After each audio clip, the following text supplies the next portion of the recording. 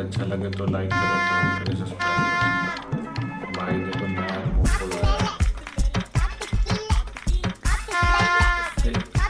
बता दे लड़की